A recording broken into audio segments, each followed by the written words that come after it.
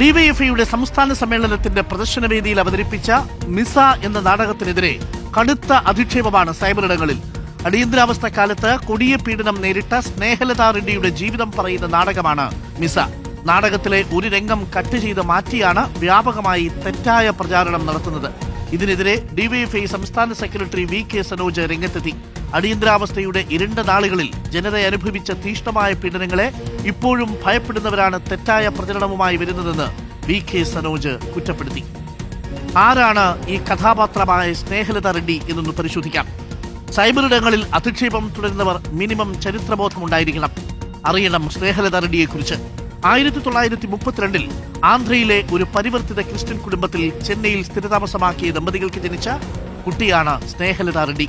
ചെറുപ്പകാലത്തു തന്നെ വസ്ത്രധാരണത്തിലും വിദ്യാഭ്യാസത്തിലുമുള്ള കൊളോണിയൽ ചിഹ്നങ്ങളെ പൂർണ്ണമായി നിരാകരിച്ചു അവൾ. കുടുംബ പാരമ്പര്യങ്ങളെ മറികടന്ന് ഭരതനാട്യം പഠിച്ച അവർ പ്രശസ്തമായ മദ്രാസ് പ്ലേയേഴ്സ് എന്ന നാടക ട്രൂപ്പ് രൂപീകരിക്കുന്നതിൽ മുഖ്യ പങ്ക് വഹിച്ചു. അക്കാലത്തെ ചെന്നൈ നാടകവേദിയുടെ ജീവനാഡിയായിരുന്ന അവർ ഷേക്സ്പിയറുടെയും ഇബ്സന്റെയും നാടകങ്ങൾക്ക് ദൃശ്യമിഴിവേകി. കന്നഡ സാഹിത്യരംഗത്ത് വലിയ വിപ്ലവം സൃഷ്ടിച്ച സംസ്കാര എന്ന സിനിമയിലെ അഭിനയത്തിന് അവർക്ക് ഉർവശി അവാർഡ് പോലും ലഭിച്ചു. കന്നഡ സാഹിത്യത്തിലെ നവ്യപ്രസ്ഥാനത്തിന് തന്റെ ജീവിത പങ്കാളിയായ പട്ടാഭിരാമ റെഡ്ഡിയോടൊപ്പം ചേർന്ന് അവർ നേതൃത്വം നൽകി.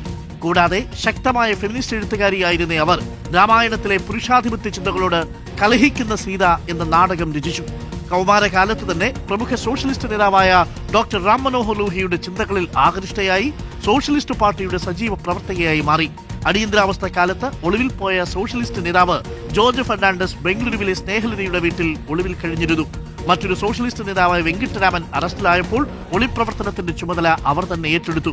എന്നാൽ ജോർജ് ഫെർണാണ്ടസ് എവിടെയെന്ന് വെളിപ്പെടുത്താൻ തയ്യാറാകാതിരുന്നതിനാൽ 1976 മെയ് മാസം 2-ാം തീയതി പോലീസ് അവരെ അറസ്റ്റ് ചെയ്തു. ഇന്ദിരാഗാന്ധിയോട് മാപ്പപേക്ഷിച്ചാൽ മോചനം സാധ്യമാകുമെന്ന് കോൺഗ്രസ് എം പി ആയിരുന്ന കുടുംബ സുഹൃത്ത് മുരഹരി അറിയിച്ചെങ്കിലും തനിക്ക് ഭരണകൂടത്തെ ചോദ്യം ചെയ്യാനുള്ള വിമതത്വമുണ്ടെന്ന് പ്രഖ്യാപിച്ച പീഡനങ്ങൾക്കിടയിലും അവർ മാപ്പ് പറയാൻ തയ്യാറായില്ല. കുട്ടിക്കാലം മുതൽ ആസ്മ രോഗിയായിരുന്ന സ്നേഹലതയ്ക്ക് വെളിച്ചവും വായുവും കിടക്കാത്ത കൊടും തടവറയിൽ ശരിയായ വസ്ത്രങ്ങളോ മലമൂത്ര വിസർജനത്തിനുള്ള പ്രാഥമിക സൗകര്യങ്ങളോ പോലും ഇല്ലാതെ പലപ്പോഴും നഗ്നയാക്കപ്പെട്ട ക്രൂരമായ പീഡനങ്ങളാണ് അവർ അവിടെ നേരിട്ടത്. സ്വന്തം രോഗാവസ്ഥയിലും തടവറയിലെ മറ്റ് സ്ത്രീകൾക്ക് ആർത്തവകാലത്ത് സാനിറ്ററി നാപ്കിനുകൾ ലഭ്യമാക്കാനും അവരെ നഗ്നരാക്കി മർദ്ദിക്കുന്നതിനെതിരെയും അവർ നിരാഹാര സമരം നടത്തുകയും അത് വിജയിപ്പിക്കുകയും ചെയ്തു സ്നേഹലത റെഡ്ഡി.